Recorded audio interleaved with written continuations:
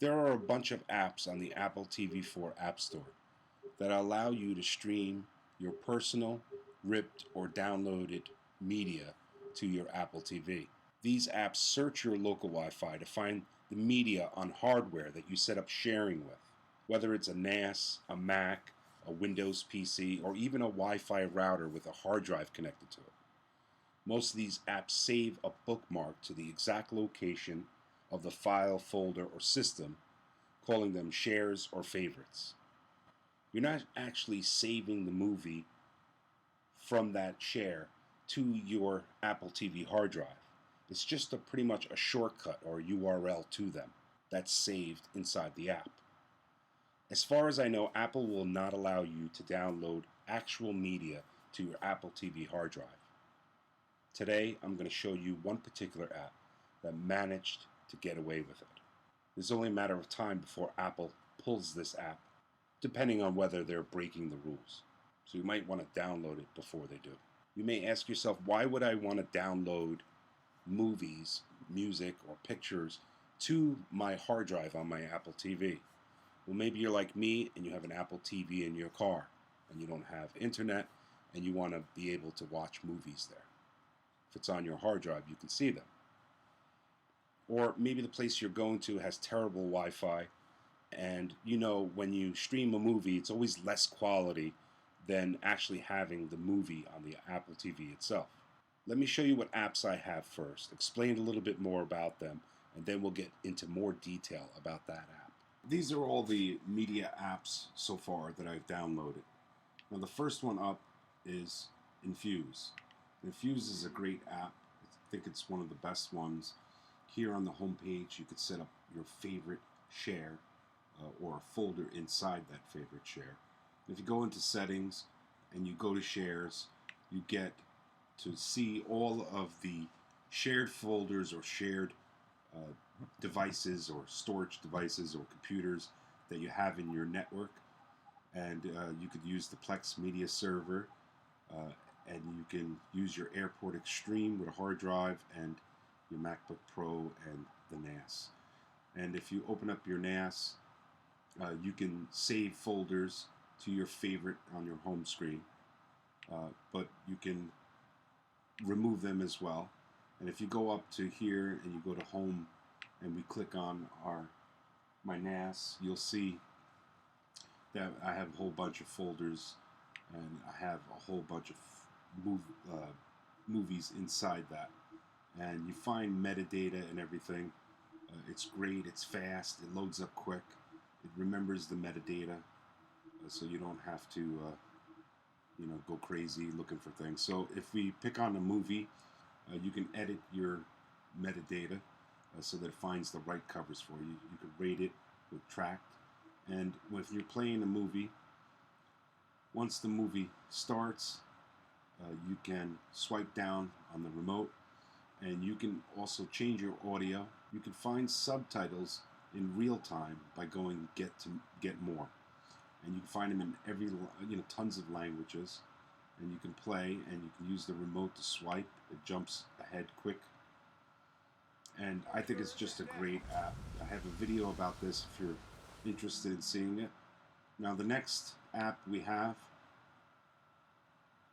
is Plex, and Plex, you have to run a server on a computer or a NAS that's running all the time, so that you can access that server through this media player app. The Plex is very popular. You get all your folders that I have in my media folder, and then you have the continue watching, and it tells you exactly where you left off on your particular TV show. You got On Deck, recently added movies, and it's just navigating around and finding all your movies is pretty good. If you go up to playlist, you get to see all your playlists that you set up. You have your channels. I haven't tested all the channels, but some of them I've tested work pretty good. And then in settings, you have a bunch of settings for the way you want your app to run. Like I said, it could be a downside that you have to have a server running all the time, and that's the search feature. So the next app we have is Simple X or Simplex. I don't know how they want us to pronounce it, but it's just like Plex. It's actually a third-party Plex player. Came out even before the app for the Apple TV for the official app.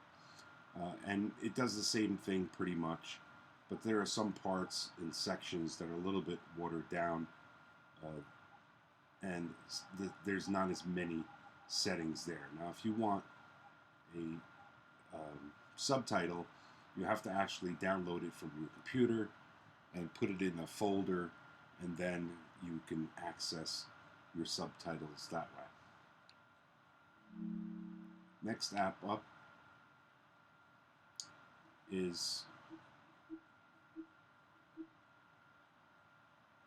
LocalCast, and we have Nastify Player. So LocalCast pretty much just looks for your Plex server. It's okay, but it's, like I said, watered down. It's a very simple thing just to, get your Plex going on that. The next one is Nastify Player. I'll show you that. And Nastify Player, you can see all of your servers, Windows, Mac, your Plex server. You can see your NAS and everything else. But they also have this where you can find your cloud share and put that in, and you will be able to access it a little bit better. It's just a little bit more in tune to people who own a NAS. Also, I think it's using the VLC player and the QuickTime player because that's open source, and I guess it works in using the VLC app. So that's pretty cool. The last one up is One Video, and this is the One Video Lite version. This is the actual app that you can download movies right to your Apple TV hard drive, and I'll prove it to you. But let me talk about the app a little bit. You have sections here for movies, music, photos, and by the way, this is the first of the video apps that actually allow you to do music and photos. You can create playlists so you can have everything run all at once. You have your recents, and it will actually show you folders for different dates that you were in and what you were watching or listening to that date.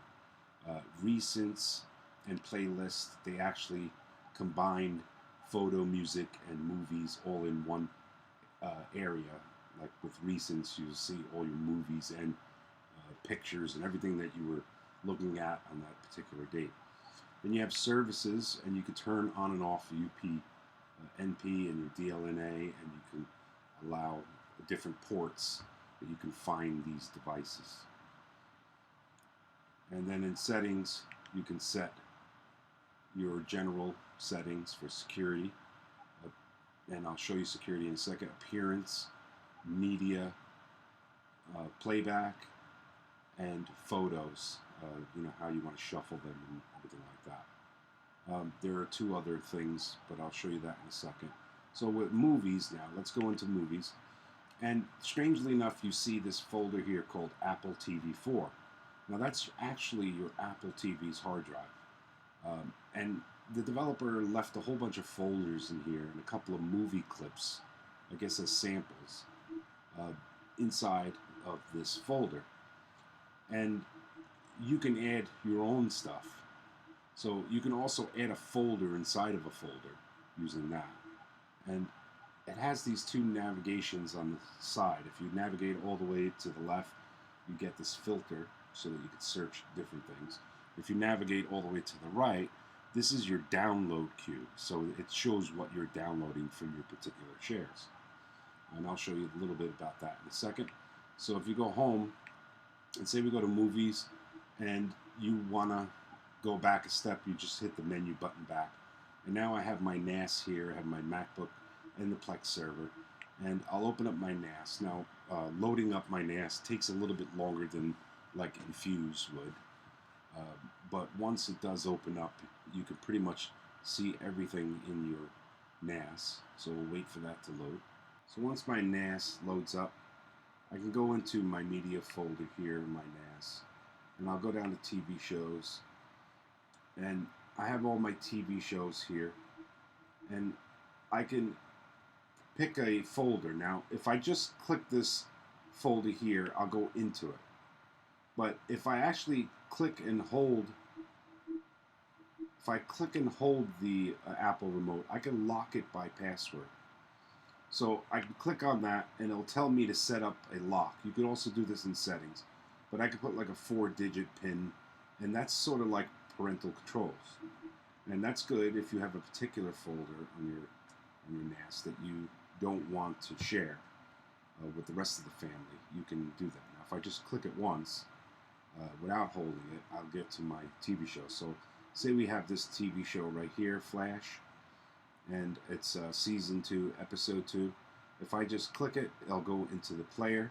It'll load up the show. If I scroll up, I'll get the controls to not show up, and I can swipe on the remote to the right and I'll skip forward 30 seconds, or I can swipe back, or I can swipe up to change the playback rate. I can make it fast forward, and go even in slow motion. You could do the same if you were into the controls here, and you can rewind all the way back, and you can change the speed of the playback and the rewind. Over here we have the different video formats, the stretch, original size, and all that. And we can go here and adjust our volume and force stereo. We can also go here and we can change your aspect ratio, and as well as if you were using a 3D, you can set up that. We can also go here and we can talk about subtitles. Now, if you wanted to add a subtitle, you can actually click on add a subtitle. It'll go back into your NAS, and you just find your subtitle file folder. So that's the player there. Now, if I wanted to add this to a playlist, I can go back and I can click on the show and press and hold the show, and I can create a copy. This is how you're going to copy it to your hard drive, the actual movie, not the link. Or I can add it to a playlist, or I can even just lock the show itself. So I'm going to show you now the feature of actually copying that file from my NAS right over to the Apple TV hard drive. So I can hit copy to select a particular folder, or I could just throw it in that Apple TV folder hard drive. So I'm going to do that. I'm going to click that, and if I see now to the right here, you see that Flash is actually downloading to my Apple TV hard drive. So we're going to let that continue, and I'm going to go back to that Apple folder. We'll just head back, hitting menu, and then we'll open up that folder. Now down here, you're going to see that Flash episode show up right here, and then we're going to turn Wi-Fi off, and I'm going to prove to you that this is actually stored onto the NAS, onto the Apple TV. And that is something that all the other apps do not do. And like I said, if you have an Apple TV in your car and you wanted to just set up the queue and load up a whole bunch of stuff, you can go ahead and do that.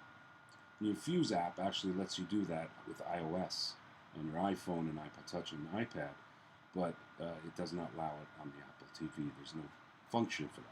The movie, and you're going to see it appear right here, and there it is, and you click it and you play it. The quality is pretty good.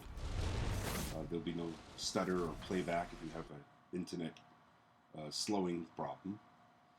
So now I'm going to go back into the home screen, and I'm going to go to settings, and I'm going to go down to network, and I'm going to shut the network off. So I'm going to take my Wi-Fi, and I'm going to forget my Wi-Fi network. So now it's going to show you that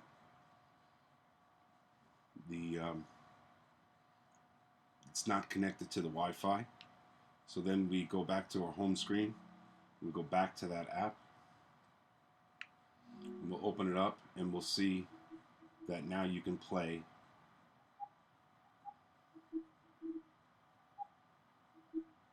this movie without an internet connection. And in case you don't believe me, I'll go into YouTube right now, and you can see there's a network problem. And we'll go back to the video, and it continues to play. That's because it's stored on the Apple TV hard drive. Now that's the only app that can do that so far. If we go into our movies again, we step back and we go into our NAS, you're going to see there's a network connection problem. But then you go into the Apple TV folder and you hit play, and it continues to play. So that's interesting that Apple actually let that go. That's pretty cool. And that's pretty much it. So this has been the One Video Lite app. Check it out. Make sure you download it before it gets pulled. And enjoy all these different media apps. I hope you enjoyed this video, and I will see you on the next video. Thank you.